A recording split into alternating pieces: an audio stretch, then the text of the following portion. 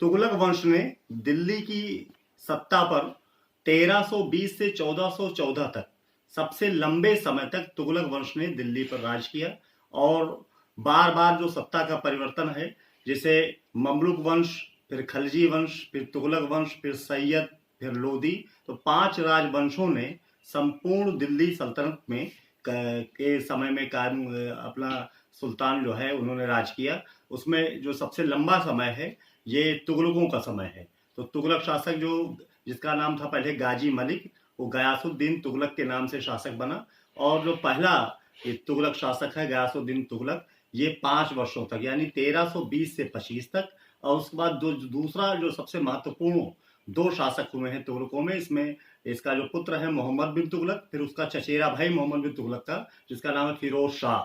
तो 1320 से 25 तक गयासुद्दीन तुगलक, फिर 25 से 1351 तक ये मोहम्मद बिन तुगलक का समय है। फिर 1351 से 1388 तक ये फिरोज शाह का समय है, जिसमें फिर 1388 से लेकर 1414 तक ये परवर्ती तुगलकों का समय है। तो जो मुख्य घटनाएं हैं तुगलक शासकों के समय में दिल्ली सल्तनत के इतिहास में, उसमें सबसे महत्वपूर्ण ये है मोहम्मद बिन तुगलक ने कई योजनाएं इंप्लीमेंट की थी, जैसे राजधानी परिवर्तन, सांकेतिक मुद्रा, दोआब में कर वृद्धि, ऐसे कई और योजनाएं जो कि असफल मानी जाती हैं। कहा जाता है कि जो है कहीं ना कहीं इतिहासकार उसको कहते हैं कि जो है मेंटली रिटार्डेड था, यानी मनोरोगी था और पागल था।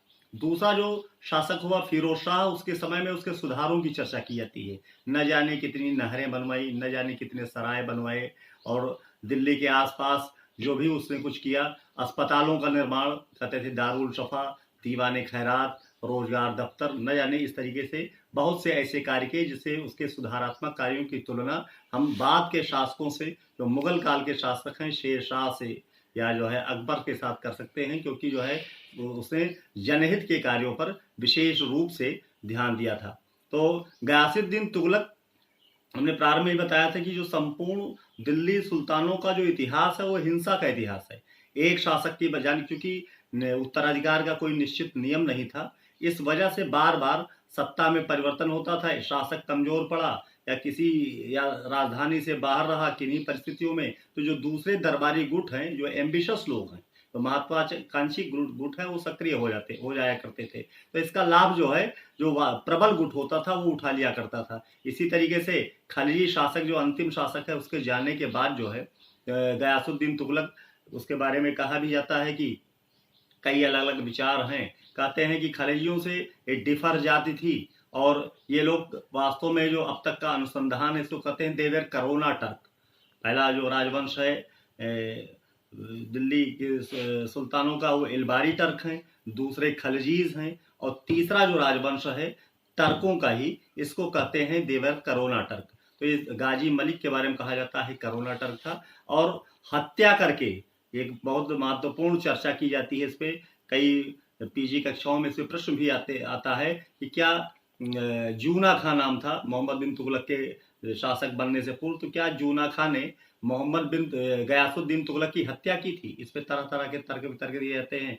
कहते हैं कि बंगाल विजय पर गया था और वहां से लूट कर जो है काफी सामान लाया था, तो उसका धीरे धीरे जैसे अलाउद्दीन खलजी के मन में भाव आ गया था देवगिरी विजय के बाद की वो जलालुद्दीन खलजी से ज्यादा मजबूत स्थिति में है और वास्तव में सुल्तान पद का अधिकारी वही है। तो वही स्थिति जूना खां के साथ थी। जूना खां गयासुद्दीन तुगलक से ज्यादा अपने को प्रबल और ज्यादा शक्तिशाली मानने लगा था। इस वजह से कहते हैं कि उसने जो है एक महल बनवाया, महल में हाथियों का प्रदर्शन करवाया, और एक स्थान पर हाथी के पांव पड़ने पर यह था कि वो लोग बाहर निकल जाएंगे और सुल्तान अंदर रहेगा, और सुल्तान का इस तरीके से उसकी मृत्यु हो गई। इसमें कई और विचारधाराएं हैं, लोग मानते हैं कि महज इत्तेफाक था। कुल मिला के एक तरीके से सत्ता का अपहरण था। तो मोहम्मद बिन तुगलक ने सत्ता संभाली 1325 में, और 1351 तक वो शासक रहा। इतिहासकार जियाउद्दीन बरनी उसके स्वभाव के बारे में कहता है कि मोहम्मद बिन तुगलक बड़ा लर्नेड आदमी था, बड़ा जो दिल्ली के सुल्तानों में सबसे ज्यादा पढ़ा लिखा व्यक्ति था, सबसे ज्यादा समझदार व्यक्ति था। तो कहते हैं कि वो शासक जब बना तो उसने सत्ता के में जो जिन लोगों से सहयोग लेना था, जो वास्तव में योग्य लोग थे, जो शासक या उसके आसपास के लोग जो थे जिनसे उनको सहयोग लेना था, या उसके सहारे राज्य चलाना था, तो उसमें योग्यता का उसने आधार लिया, योग्यता के आधार पर नियुक्तियां की। तो कहता है, जियाउद्दीन बर्नी लिखता है कि कहता है कि इन सब चीज़ों में बड़ा अनईजी फील करता था, क्योंकि मैं मानता था कि सत्ता एक विशेष वर्ग का, सुरक्षित वर्ग का अधिकार है, किसी नीची श्रेणी के व्यक्ति को उच्च स्थान पर बैठा देना तो ये अनुपयुक्त लगता है, क्योंकि सत्ता जो है राज परिवार का, ये विशेष वर्ग का, सुरक्षित वर्ग का अधिकार है। इसे बलबन कहा भी करता था। बलबन कहता था किसी व्यक्ति को अचानक ऊंचे पद पर न बैठा दो। अयोग्य व्यक्ति अगर ऊंची कुर्सी पर बैठ जाएगा तो अपनी अयोग्यता का परिचय देगा, और किसी व्यक्ति को अचानक आप अपदस्थ न कर दीजिए, क्योंकि अपदस्थ कर देंगे तो विद्रोही, योग्य व्यक्ति अगर विद्रोही हो जाएगा तो सत्ता आपकी, मोनार्की आपकी, जो राजतंत्र है वो टिक नहीं पाएगा। तो जियाउद्दीन बर्नी कहता है कि मैंने ग्रंथ ही अपना इसीलिए लिखा है कि मैं इससे, मोहम्मद बिन तुगलक के इस व्यवहार से सर्वथा असंतुष्ट था, लेकिन उसके सामने मेरी कुछ कह सकने की हिम्मत नहीं पड़ती थी।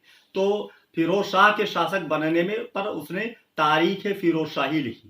तारीख फिरोज शाही लिखने का उद्देश्य वो बताता है कि प्रमुख उद्देश्य हमारा यह है कि वास्तव में मैं मोहम्मद बिन तुगलक की आलोचना करना चाहता हूँ। उसके समय में मैं बोल नहीं पाता था, लेकिन फिरोज शाह का और उसका स्वभाव, उसका जो कार्य व्यवहार है वो चूंकि मिलता जुलता है, इस वजह से वो जो है फिरोज शाह को वो ग्रंथ समर्पित कर रहा है। अब मैं चर्चा करूंगा उसकी योजनाओं की। मोहम्मद बिन तुगलक का जो व्यवहार है, वास्तव में पढ़े लिखे लोगों जैसा सत्ता में अच्छे लोगों का, योग्य लोगों को स्थान देने का उत्तरदायित्व उसका निर्वाह किया।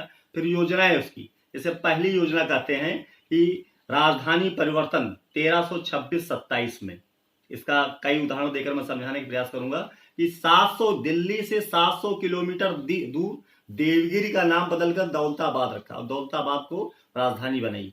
अगर वास्तव में उसकी दूरदर्शिता की बात करें तो एक प्रैक्टिकल चीज है कि यदि राजधानी केंद्र में हो राज्य के तो ज्यादा सुरक्षित होती है। जैसे दिल्ली पर बार बार आक्रमण हुए, दिल्ली बार बार बर्बाद हुई। कई उदाहरण बहुत बाद के हमने इसी तुगलक शासकों के समय का लें तो तैमूर का आक्रमण भी पश्चिमोत्तर सीमा से हुआ। तैमूर के आक्रमण ने 1398-99 में बहुत कष्ट दिया था। 18 दिसंबर 1398 में दिल्ली में प्रवेश किया और 15 दिन तक दिल्ली में रहा, दिल्ली को नष्ट कर दिया था। वो परिवर्तित तुगलकों का समय था, परिवर्तित तुगलक सम्राट शाह सुल्तान महमूद का समय था। कहते हैं कि महमूद लंबे समय तक अपने प्रधानमंत्री मल्लू इकबाल के साथ एब्सकांट रहा, भाग गया दिल्ली छोड़ के, बहुत दिन बाद, 2-4 महीने बाद आया। इसकी चर्चा भी करता है अब्दुल कादिर बदाऊनी, कहता है कि लंबे समय तक दिल्ली में किसी परिंदे ने पर नहीं मारा।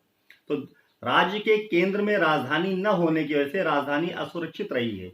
दिल्ली चूंकि भारत के, हिंदुस्तान के केंद्र में नहीं है और राजधानी रही है। ऐसे बाद के उदाहरण दिए जाते हैं। नादिर शाह का आक्रमण हुआ 1739 में, that was the battle of Karnal. फिर पानीपत का तृतीय युद्ध हुआ 1761 में, अब्दाली ने आक्रमण किया था पानीपत के तृतीय युद्ध में 1761 में। तो तैमूर, नादिर शाह और अहमद शाह अब्दाली के आक्रमण के पीछे जो, चूंकि राजधानी बिल्कुल किनारे थी दुर्गम पहाड़ी क्षेत्र के, इसका लाभ उन्होंने उठाया और दिल्ली को नष्ट किया। निश्चित रूप से राजधानी पर जब प्रभाव पड़ता है तो राज्य की स्थिति पर प्रभाव पड़ना स्वाभाविक है। तो इसलिए उसने राजधानी पर, तो बड़ी दूरदर्शितापूर्ण योजना थी, बहुत लंबी सोच की बात थी कि केंद्र में हो जाए। तो योजना अच्छी थी, दूरदर्शितापूर्ण थी, लेकिन अपनी जनता को समझा नहीं पाया और वहां से उसने अपनी राजधानी को परिवर्तित किया। ऐसे एक उदाहरण और दूं, 1719 में औरंगजेब की डेथ के बाद 1707 में औरंगजेब के बड़े बड़े राज्य अलग हो गए। 1739 में बंगाल हुआ, हैदराबाद अलग हो गया। अवध राज्य की स्थापना, जिस क्षेत्र में हम आप बैठे हैं, अवध राज्य की स्थापना की थी सादात खां बुरहानुल मुल्क ने 1719 में, और राजधानी बनाई थी फैजाबाद।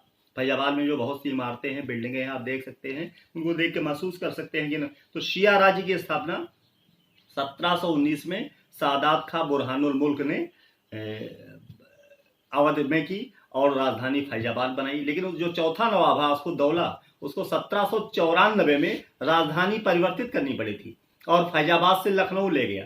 तो उसका उद्देश्य क्या था कि फैजाबाद अवध राज्य के एक किनारे पर था, सेंटर ऑफ द स्टेट। जो आइडिया था इसका मोहम्मद बिन तुगलक का, वही उससे इंप्लीमेंट किया था और केंद्र में ले जाने के बाद, लखनऊ ले जाने के बाद, वहां से आवागमन, राजधानी जब केंद्र में होती है तो सेनाओं का और प्रशासनिक क्षमता, एफिशिएंसी आसानी से डेवलप कर पाती है। तो वही उदाहरण लेकर बाद में जो है सादात खां बुरहानुल मुल्क ने अवध में वो प्रयोग किया था और सफल भी रहा। सादात खां बुरहानुल मुल्क नहीं कर पाया था, आसफुद्दौला दौला ने वो प्रयोग 1794 में किया और सफल रहा, फैजाबाद से राजधानी लखनऊ लाया। तो वो प्रयोग उसने सही सोच के साथ किया था कि सेंटर ऑफ द स्टेट हो, और दिल्ली से दौलताबाद राजधानी ले गया, लेकिन इम्प्लीमेंटेशन का तरीका उसका बोगस था। उसने एक एक व्यक्ति को ले जाने का प्रयास किया। उसमें इब्न बतूता लिखता भी है, कहता है कि जो है आखिरी जाके दिल्ली में एक ऊंचे स्थान पर सुल्तान खड़े होकर देखता है कि कोई व्यक्ति रह तो नहीं गया, जबकि दिल्ली से दौलताबाद लोगों को ले जाने के लिए बड़ी सुंदर व्यवस्था की थी। ये सारी व्यवस्था उसकी फ्लॉप इसलिए कर गई क्योंकि वो जो है वहां से एक एक व्यक्ति को ले जाने का प्रयास उसने किया, और केवल दरबार को ले जाता तो अपने आप स्वभावतः व्यापारी और अन्य वर्ग के लोग चले जाते, और फिर वहां ले जाने के बाद लंबी और कष्टपूर्ण और विपरीत जलवायु में रहने के कारण बहुत से लोग उसमें स्वाभाविक रूप से मर गए। तो बौखलाया, उसने कहा ये लगता है कुछ गड़बड़ हो गई, और अपने जो स्वभावगत जो है तुरंत निर्णय लेना, फिर तुरंत निर्णय पलट देना, इसीलिए उसको पागल भी कहते हैं, सनकी भी इतिहासकार मानते हैं, और उसने तुरंत अपने विचारों में परिवर्तन किया और फिर एक बार कहा कि नहीं, वापस लौट चलो। तो जो लोग गए थे, जो कष्ट उठाया था, फिर लौटे तो और दोहरा कष्ट हुआ। तो उसका जो राजधानी परिवर्तन का जो प्रयोग था वो असफल हो गया। दूसरा, उसने टोकन करेंसी 1329-30 में सांकेतिक मुद्राएं, उसमें सोने कहते हैं, सोने चांदी का उसके समय में अभाव हो गया था, तो टोकन करेंसी को इंप्लीमेंट किया। लेकिन टोकन करेंसी इंप्लीमेंट करने के साथ भी वही उसका सोच बड़ी दूरदर्शी, लेकिन इंप्लीमेंटेशन का तरीका, उसका जो उसको क्रियान्वयन का जो तरीका था वो बहुत सही नहीं था। और हुआ ये कि लोगों से जब कहा कि आप अपने सोने चांदी के सिक्के सरकारी खजाने में जमा कर दीजिए और तांबे के सिक्के यहाँ से ले जाइए, तो लोगों ने ऐसा नहीं किया। लोग जानते थे कि सोने और चांदी की कीमत कभी घटने वाली नहीं है, तो लोगों ने दबा लिया और तांबे के सिक्के तांबे के सिक्के लेने नहीं आए। फिर जब उसने योजना बंद की, बाद में जब योजना उसका लगा कि प्रयोग फेल हो गया, क्योंकि जो उससे सिक्के बनाए थे तांबे के तो बड़े आसानी से सब जगह बन सकते थे, कोई सरकारी टकसाल की मुहर जैसी कोई चीज नहीं थी, हर जगह वो बन सकती थी, तो बड़े आसानी से हर जगह वो बन गए। तो बड़ी मात्रा में बन जाने के बाद उसको लगा कि तो सब फ्लॉप कर रही है योजना हमारी, टोकन करेंसी सांकेतिक मुद्रा योजना असफल हो रही है। तो उसने जो है योजना को परिवर्तित किया और कहा कि योजना को बंद कर दिया। उसने कहा कि आप जो है जो तांबे के सिक्के हैं उसको दे जाइए, और सोने और चांदी के सिक्के खजाने से जो आप दे गए ले आइए। तो आमतौर पर जो आम आदमी का जो स्वभाव होता है वो लपक के लोग आए और तांबे के सिक्के जो डुप्लीकेट भी बना रखे थे उसको दिया और सोने चांदी के सिक्के ले गए। तो जो राज्य का खजाना था और खोखला हो गया और खाली हो गया।